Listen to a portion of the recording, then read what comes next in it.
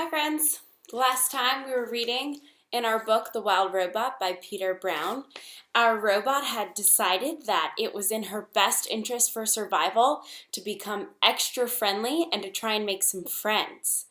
We also our friend Roz, the robot, has a goose egg.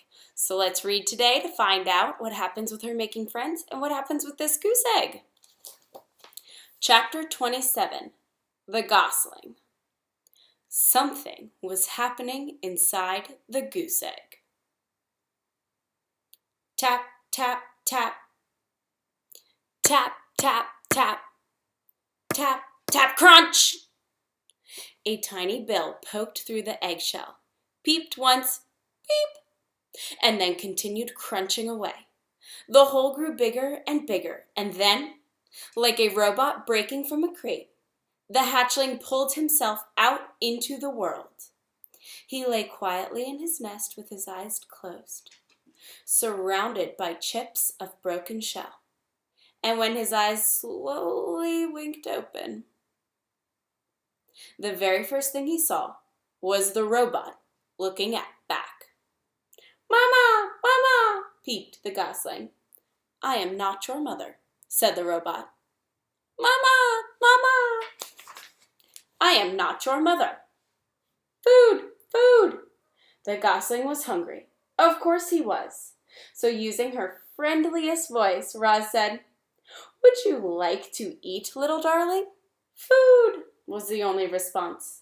The hatchling was far too young to be helpful. Roz needed to find a grown goose. So she scooped up the nest with the gosling inside, placed it on her flat shoulder, and marched through the forest, searching for geese. That is our little gosling friend who has just come out of her shell. Chapter 28, The Old Goose. Ordinarily, the forest animals would have run away from the monster, but they were awfully curious why she was carrying a hatchling on her shoulder. And once Roz explained the situation, the animals actually tried to help. A frog pointed Roz up to the squirrels. A squirrel recommended that she speak with the magpies, and then a magpie sent them over to the beaver pond. The ground grew soggier, the grass grew taller, and soon the robot and the gosling were looking across a wide, murky pond. Dragonflies buzzed throughout the reeds. Turtles sunned themselves on a log. Schools of small fish gathered in the shadows. And there, floating in the center of the pond, was an old gray goose. "A very good morning to you," the robot's friendly voice boomed over the water.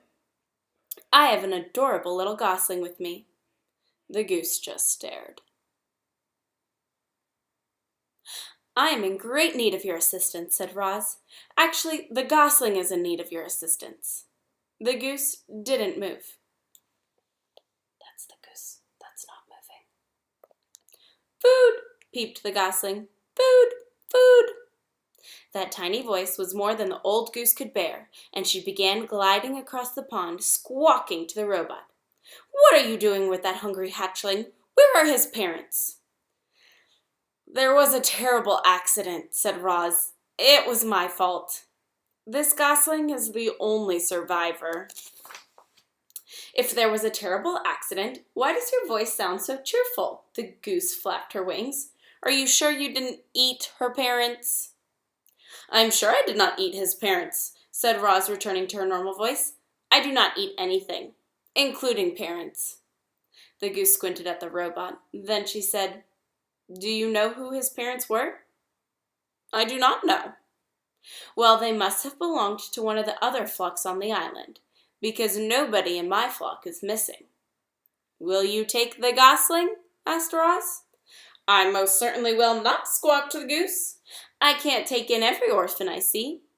You say this is your fault? It seems to me that it's up to you to make things right." "Mama! Mama!" peeped the gosling. "I have tried to tell him that I am not his mother," said the robot, "but he does not understand." "Well, you'll have to act like his mother if you want him to survive." There was that word again. Act. Very slowly, the robot was learning to act friendly. Maybe she could learn to act motherly as well. You want him to survive, don't you? Said the goose. Yes, I do want him to survive, said the robot, but I do not know how to act like a mother. Oh, it's nothing. You just have to provide the gosling with food and water and shelter. Make him feel loved, but don't pamper him too much. Keep him away from danger, and make sure he learns to walk and talk and swim and fly and get along with others and look after himself. And that's really all there is to motherhood. The robot just stared. Mama, food, said the gosling. Now would probably be a good time to feed your son, said the goose. Yes, of course, said the robot. What should I feed him? Give him some mashed up grass, and if a few insects get in there, all the better. Roz tore several blades of grass from the ground. She mashed them into a ball and then dropped them into the nest. The gosling shook his feathers and chewed his very first bites of food. By the way, my name is Loudwing, said the goose. Everyone already knows your name, Roz, but what's the gosling's name? I do not know. The robot looked at his adopted son. What is your name, Gosling? He can't name himself, squawked Loudwing. And then, with a loud burst of wing beats, the goose fluttered up from the pond and landed right on Roz's head. Water streamed down the robot's dusty body as Loudwing leaned over the nest. Oh dear, he certainly is a tiny thing, said Loudwing. He must be a runt. I'll warn you, Roz. Runts usually don't last very long. And with you for a mother, it'll take a miracle for him to survive. I'm sorry, but it's the truth. However, the gosling still deserves a name. Let's see her here. His bill is an unusually bright color. It's actually quite lovely. If I were his mother, I'd call him Bright Bill. But you're his mother, so it's up to you. His name will be Bright Bill, said Roz, and the goose fluttered back to the water. And we will live by this pond where he can be around other geese, and I will find us a sturdy tree nearby. You will do no such thing, the goose flapped her wings. A tree is no place for a gosling. Bright Bill needs to live on the ground, like a normal goose. Loudwing sized up the robot. I suppose you two will need a rather large home. You'd better speak with Mr. Beaver. He can build anything. He's a little gruff at times, but if you're extra friendly, I'm sure he'll help you out. And if he gives you trouble, remind him he owes me a favor. Chapter 29. The Beavers. Remember our beaver friends from the beginning? Every day, the beavers swam along their dam, inspecting and repairing it.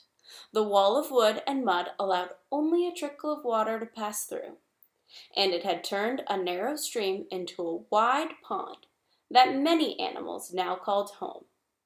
As Roz and Bright Bill walked around the pond, they passed hundreds of chewed-up tree stumps, proof that the beavers needed a constant supply of wood. And this gave Roz an idea. The robot swung her flattened hand, and the sound of chopping wood echoed across the water. They were soon replaced by the sounds of footsteps and shaking leaves as the robot carefully walked along the beaver dam with the gosling on her shoulder and a freshly cut tree in her hands. The beavers floated alongside their lodge and stared at the bizarre sight with open mouths, until Mr. Beaver slapped his broad tail on the water, which meant stop right there. The robot stopped. Hello, beavers. My name is Roz, and this is Bright Bill. Please do not be frightened. I am not dangerous. She held up the tree. I have brought you a gift. I thought perhaps you could use this in your beautiful dam. No thanks, said Mr. Beaver. I have a strict policy never to accept gifts from monsters. Don't be ridiculous, interrupted Mrs. Beaver. We can't let a perfectly good birch go to waste. I'm afraid I must insist, said Mr. Beaver. Mrs. Beaver turned to her husband. Remember how you asked me to point out when you're being stubborn and rude? Well, you're being stubborn and rude. Then she turned back to Roz. Thank you, monster. If you'd be so kind as to drop the tree in the water, we'll take it from there. I'm not a monster. Roz tossed the tree like a twig. I am a robot. The tree smacked against the water and sent the beavers bobbing up and down. Just then Brightbill started peeping. Mama, hungry. So Roz dropped a ball of grass into the nest.